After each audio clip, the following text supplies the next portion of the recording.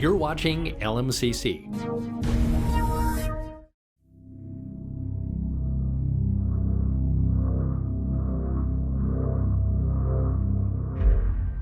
Kevin, thanks for joining us today to talk about COVID-19. I know you're really busy because you're an ER doctor and a medical director. Well, thanks for having me. It's my pleasure. Is it COVID-19, or do I have a cold, or do I have allergies? What should people do when they have overlapping symptoms? That's a great question, and it's tough to tell. The reality is it's very difficult to distinguish COVID from the common cold, and the common cold is still spreading in the community. Influenza is still spreading, although it's come down in the last several weeks, thankfully. Generally, COVID is associated with abrupt onset of fevers, chills, body aches, cough, shortness of breath, sometimes some runny nose and sore throat. So the patients who are really sick with COVID, they know it. They are really sick and they feel terrible. One of the interesting distinguishing symptoms that I've been seeing is patients describe this lung pain, as they call it, and that it hurts to breathe. And that's a little unique, but the answer to the question is very hard to tell. A test can certainly help, but unfortunately, testing resources are still somewhat limited. We don't advise routine testing for people with mild symptoms because it doesn't change what we do, and that is basically stay home, keep our fever down, and stay hydrated. I think it's really good that you mentioned staying hydrated, because I think that's one of the things that you don't hear very often. It is important. It's important to just maintain kind of good circulatory support to your whole body.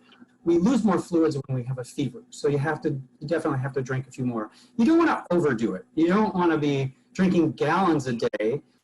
There is some actual preliminary research that maybe being overhydrated with COVID in particular might be worse for the lungs. Moderation is good, and just stay well hydrated, eat a healthy diet, that kind of thing. So who is at most risk for COVID-19? I know the information changes daily, and some people really get confused about the ages and the spans of age. Can you help clarify some of that? Well, let's break that down into two answers, actually.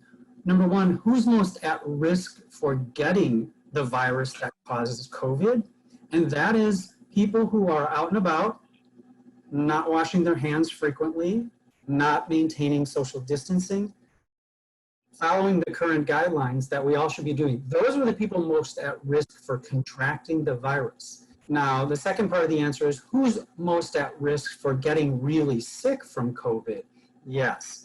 People in nursing homes, age greater than 65, chronic lung disease, heart disease, diabetes, immunocompromised, maybe even hypertension. Those are the people that are most at risk for getting really sick. Then there's a subcategory of people that we don't quite understand, young, healthy people that get sick, and we're not sure about that, why that is. It's probably something genetic, and there's a lot of research going into trying to figure that out. So can you explain to our viewers the difference between someone who carries the virus and somebody actually gets the symptoms or the virus? And that has to be broken down into two potential categories as well. There are people that test positive, that never get sick, and those we would call asymptomatic carriers. There's a lot of uncertainty as to how many of those people there are. And primarily because we don't test enough to know. We don't test a lot of asymptomatic people, and that's because we're conserving our testing resources. As more tests become available, we'll have more answers to that. But the second category of people are, they have no symptoms, they have a positive test, but then get sick. And those we call pre-symptomatic. The other uncertainty is how infectious are they? Generally, people that don't have symptoms are probably not shedding virus, but we don't know. And we're acting now more like that's a little more concerning than we thought before, and that's why some of the recommendations have changed. So if people have the virus, they have the symptoms, but they live with family members or a roommate or someone else, a husband, wife, a partner, how do they protect the people that live with them from getting the virus? What steps can they take? Yeah, and that's what we refer to in epidemiology as isolation. So there's a difference between quarantine. Quarantine is keeping someone under watch to see if they develop symptoms. And that's what the family members of that person should be doing, staying home for 14 days to see if they develop symptoms. A patient who is sick with COVID or presumed to be COVID needs to self-isolate. They really just need to isolate themselves at home, have as little family-to-family interaction and contact as they can. They should be diligently cleaning their hands, covering their cough with their arm. And again, just stay home. Please stay home. That's the most important thing. Explain the difference in the masks we are seeing on the news and social media and that people are wearing. If a person chooses to cover their face with a scarf, hanky, or other material, what are the guidelines of placing your own mask on your own face? Yeah, CDC has done a really great job with their homemade mask webpage, and I would encourage anyone that's considering or wants to wear a mask to really go to that, because they have done a nice job telling you how to wear them, how to make them. Sure, could a scarf provide some barrier? It can. It's not ideal. Ideally, you want a tight-fitting, tightly woven cotton mask that's tightly fitted to your face. But they serve two purposes. One primarily is to stop stuff from going out from a potentially infectious person. We call that source control. But they also may block things from coming in. So when you're at the grocery store and you're looking for the perfect bunch of bananas and that person walks up to you right into what we all now have is this big, huge personal space, and it gets violated all the time. That is why they're starting to recommend that, because they realize the 6-foot radius just isn't always practical. Not everyone adheres to it. And so that can potentially provide more barrier when the 6-foot stuff breaks down. I will add one thing though, that I think is underemphasized in terms of when people wear masks. You and I wear masks all the time. We're used to it, and we know not to touch them. What they are also virus collecting devices. And so when people wear masks and they constantly touch it or pull it down, now the stuff is on their hands and then they touch other things. And that's why historically we have advised the general public to not wear masks. It turns out now, and I don't know the research behind it, but some of the experts have determined that that risk is outweighed by the benefits of the first stuff I described. And so now they're making the recommendation, but we just have to be careful to not touch them frequently and or just wash our hands or hand sanitize very frequently if we are wearing masks. So what does the coronavirus do to the body? That's a great question that's currently undergoing a ton of research. We know that it attaches to cells in our respiratory and GI tract that are called ACE2 receptors. Those receptors, it turns out, are also very important for the balance of fluid in our body and regulating our blood pressure.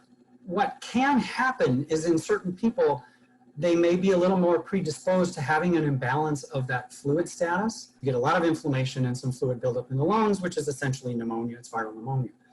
There's also some recent studies that are coming out now to suggest that maybe it also affects hemoglobin, which is the chemical in our red blood cells that carries and delivers oxygen. Perhaps this is actually upsetting its normal function, so it's not operating properly and delivering oxygen to our body, even though our lungs are actually working better than we thought and getting enough oxygen. It's not being delivered enough. So the reality to that question is there's a lot of research, and now that it's in the United States, we expect to see more and more really good studies. I know of 3 that are ongoing at the university right now, looking at different medications that might help try to block those inflammatory side effects. So if somebody has the coronavirus and their symptoms are getting worse, at what point should they go to the doctor, or at what point should they be calling 911? For sure, if they get into a situation where they literally find themselves saying, I can't breathe, and that's really all they can say at one time, that's a call to 911. Or any other ongoing underlying medical problems are decompensating or getting out of control, then we need to see you in the emergency room.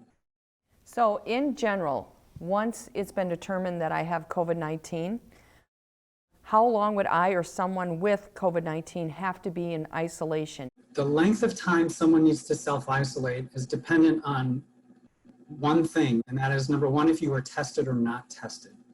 If you're not tested and we presume you have COVID, after 7 days of symptoms, if you haven't had a fever for 3 days and your symptoms are better, then you can take yourself out of self-isolation. If you've been tested or we're using testing to determine whether you need to stay in isolation, it needs to be a week from the onset or from the diagnosis or your positive test. Then you need 2 subsequent negative tests 24 hours apart.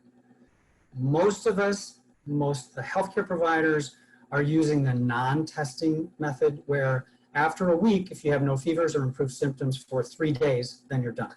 Because there's been a lot of media coverage about the lack of respirators out there, I'm trying to help the common person, our viewers, understand what a respirator is and when a patient with COVID-19 might need to be put on a respirator. We use respirators/ventilators. We use them for the most severe respiratory symptoms that we can't control with other means. So they would need to be in pretty severe respiratory distress with very low oxygen levels before we would put the tube down into their lungs and put them on a breathing machine. When you bring up ventilators and shortages, I will tell you we're doing pretty good in the system here. We get very routine reports, and we have lots of ventilators available right now, which is good, and that's part of why we want to delay this surge as much as we can. I do think there is a little confusion in the media about a respirator versus a ventilator. Yeah, we generally refer to the device that we put a patient on to breathe for them as a ventilator. We generally refer to a respirator as an N95 or N100 mask or plastic device with the filters on both sides. We refer to those as respirators. So is there any information you can share about COVID-19 that would help ease people's minds, including first responders and their families? We're all very apprehensive about this in many, many ways. I actually just participated in a national webinar with other EMS physicians throughout the country. It was hosted by a couple of physicians from Seattle. I ended that webinar with actually a really good feeling about where we are in this part of the country. We're not New York. We have a different healthcare system. We have a different EMS system.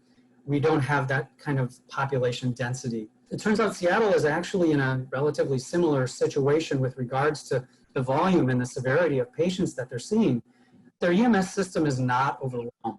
They're doing just fine. They're not limiting resources at this time. They also gave a tremendous amount of reassurance that their providers are not getting sick. They expressed more concern about their employees and the EMS providers getting sick at the fire stations and ambulance quarters because they're not maintaining social distancing there than they worry about them out on a job. They're also doing what we're doing here. They call it a scout, we call it a doorway assessment here. In our system, that's generally a first responder. They say, hey, what's going on? And if they can't determine that there's some sort of a life-threatening emergency that they need to go busting in, they don't go in, they don't make patient contact. And that's preserving PPE and it's minimizing risk for our first responders. I'm very reassured by the delay of the surge. It's done exactly what we want. And kudos to the state for really trying to adhere the best we can to the stay at home. I do anticipate it will probably go on a little longer than we first thought, but we really think it's working, and that's opening up those hospital beds, opening up those ICU beds. It's letting us prepare for, alternative facilities if we need to, and it's getting more PPE that we need and making sure we have the ventilators. It's really working, and I'm feeling pretty good about where Minnesota and in particular where the metro area is right now. We'll get through this the best we can with the continued good cooperation of all the healthcare providers, emergency services, and the general public in doing what it is they need to do. Well, thank you so much for taking the time today. Well, thanks for inviting me. I appreciate it.